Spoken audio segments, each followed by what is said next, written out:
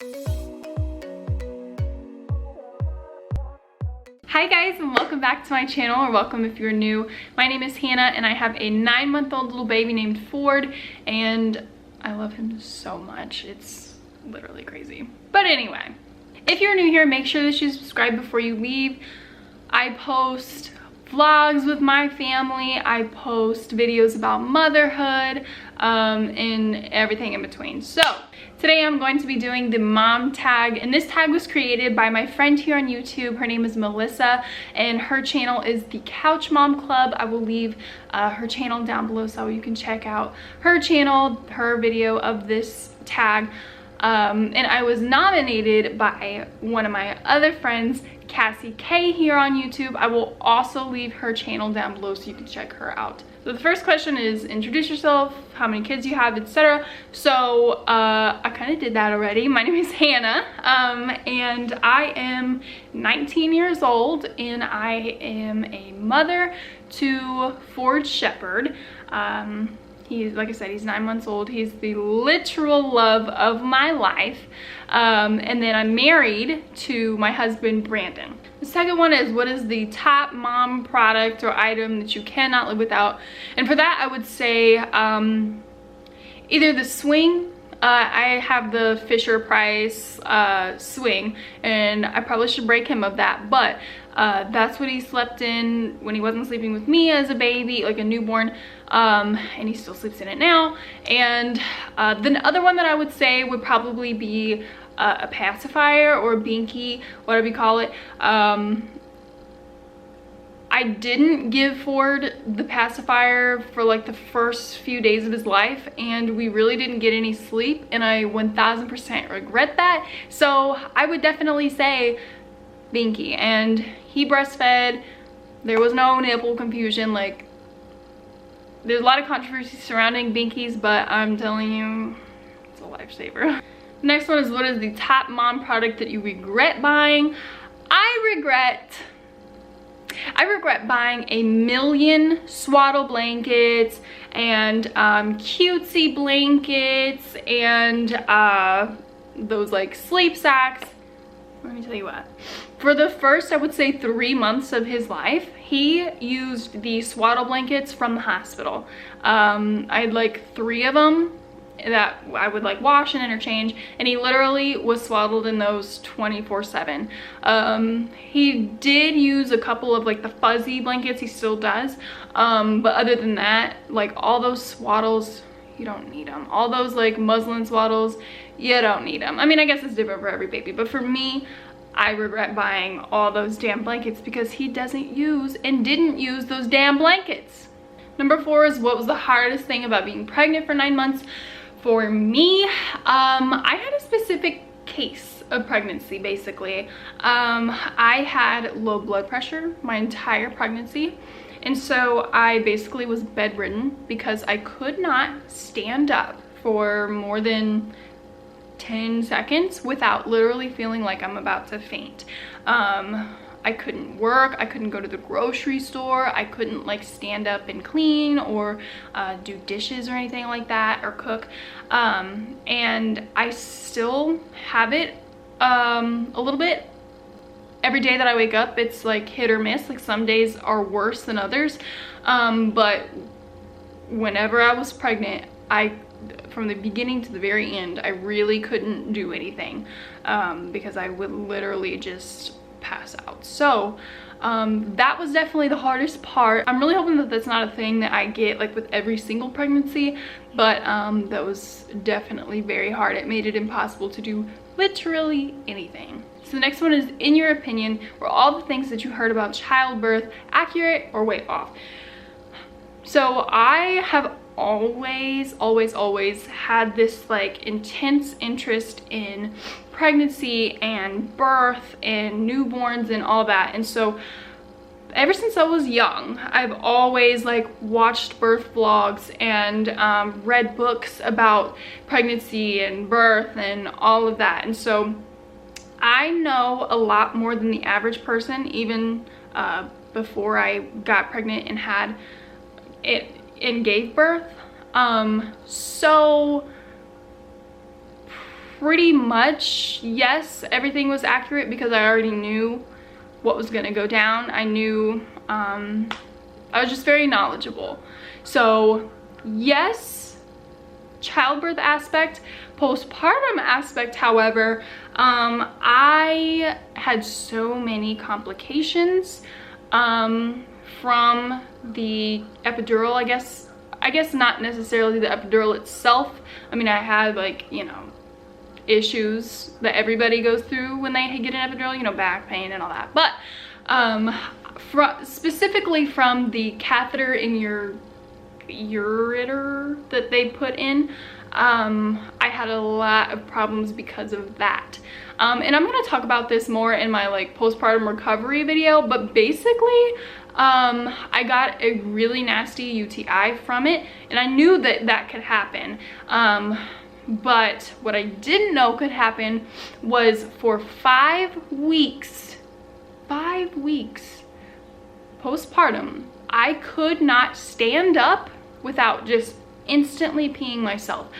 I couldn't hold my bladder. I couldn't feel my bladder getting full, so I would just be sitting there for like 6 hours, and you know, most people would have went to the bathroom by then, but I didn't feel like I needed to pee. And then I would stand up and it was just uncontrollable.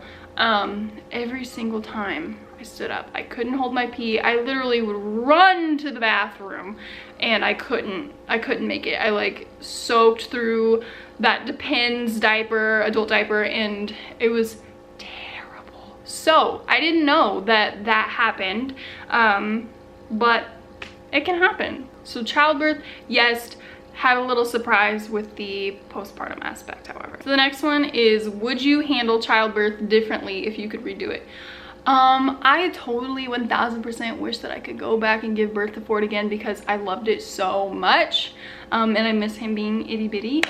But I guess if I did, I would maybe try to hold off a little longer when getting the epidural, because I got that shit.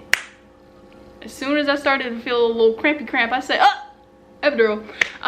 So maybe I would have tried to hold off a little longer. Maybe not though, because I really wasn't in pain. And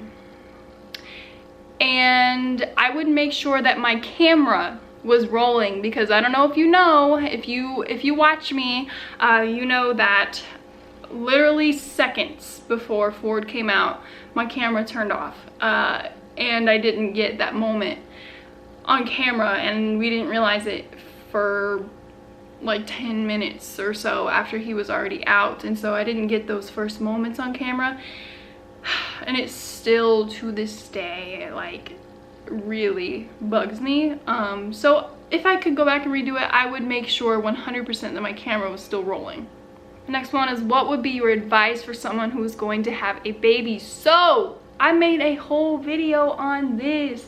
I have 9 tips, it's actually 10 tips for a new mom. So it doesn't matter if you are about to have your first baby, your second baby, or your 5th baby.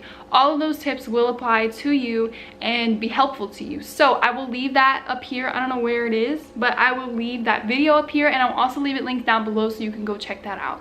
Number 8 is, what was the hardest thing about being a mom? I would definitely say postpartum depression. I really struggled with that.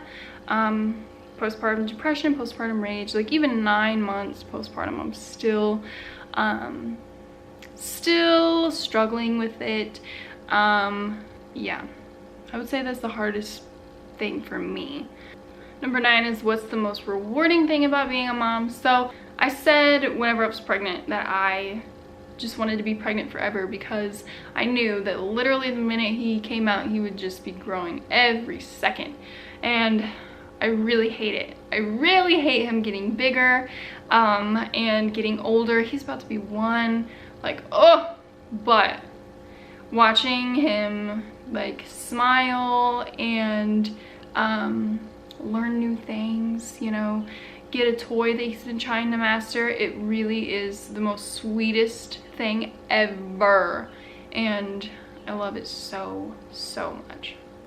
Number 10 is, what's the most surprising thing you discovered as a mom? like I said, I was really knowledgeable before I had Ford, so there wasn't much that I didn't expect. And I also have a lot of siblings, so I have a lot of experience with babies. I guess, this is pretty stupid, but Ford had the hiccups every single time he ate, and I guess I really wasn't expecting that. So yeah, every single time he ate as a newborn until he was like past a month old, he would have to have gripe water every single time he had a bottle, or he would not go to sleep. And I guess I didn't realize it while I was going through it, but yeah, every time. So we just had like a syringe that always ready that had gripe water in it to give to him. Number 11 is what was the most exciting milestone. So Ford. Number 11 is what was the most exciting milestone. So I would say for this, he has always been a really smiley baby. I don't know if you consider that a milestone or not, but for me it is the cutest thing ever because he just is always smiling at you. Like I say his name, he'll look at me and he'll smile. Like, it's just so cute. So smiling, that's the most exciting milestone for me. The next one is, do you share any similarities with your child, both physical and personality?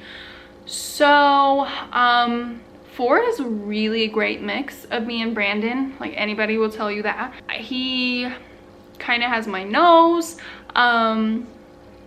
which may be a blessing or a curse, I'm not sure. But yeah, he really does look like both me and Brandon. Personality wise, both me and Brandon were very chill babies and kids, really good kids. And so I guess he shares that with us. Like I said, he's literally like a perfect mix of us. So he really is a good baby. Yeah. Number 13 is, what is something that having a child has taught you? Having a child taught me, like I said, I already had an idea about it before I had him, but after he was born, I really just realized how fast time flies and how quickly these babies grow. I mean, seriously, like, they grow overnight. Like, stop growing, please. Stay little forever, please. But yeah, like, it's taught me to cherish literally every single moment, even the bad ones. And the days are long, but the years are so short. So yeah. Number 14 is, describe your child in a single sentence. Ford is the most sweetest, smiley, giggly baby ever. And is the love of my life, 100%. The last one is, how have you changed as a person since becoming a mom? So before I had Ford, bad things that happened to kids, of course, affected me, because who wants anything bad to happen to a kid? But I would say that since having him, it's amplified like by 1000%. You know, you hear that a child is missing and you just think, what if that was my child? Like, it's the most terrifying thing ever. And I just like feel so much empathy for that child's parents. Like I said, because I just imagine, what if it was my child? And something else kind of along those lines is like when an adult, more specifically a man, because I have a boy, when a man, or you know, just any adult, whatever, like dies or gets in a car crash or anything like that. Like, before, of course, it was sad. Like, who wants anything bad to happen to anybody? But like now, I think, like, this is very hard to explain for me, but I think about when that person was a little baby, like my baby, and like I step into the shoes of that person's mom, oh my God, I'm gonna cry just thinking about it. And it just makes me really sad because I just think, like, you know, you birth this baby, you feed this baby, and you raise this baby. And for something to happen to them, I can't. Like, I can't even, oh gosh. Anyway, it's just so incredibly hard to think about something happening to your child. And so I've just gained so much more perspective and so much more empathy for other parents, and truly appreciating life, I guess. Yeah. So that is going to be it for today's mom tag. I tagged my friend Aliyah. She's here on YouTube as well. Obviously, I wouldn't be tagging her if she wasn't. Her name is Aliyah and her channel name is Aliyah Marie Reality. I will leave her link down below as well. I'll just leave all the links down below so you can just catch up, watch my friends as well, subscribe to my friends, become their friends, so we can all just be friends. Make sure you give this video a like, comment down below, and make sure you subscribe before you leave. I'll see you guys in the next one. Bye.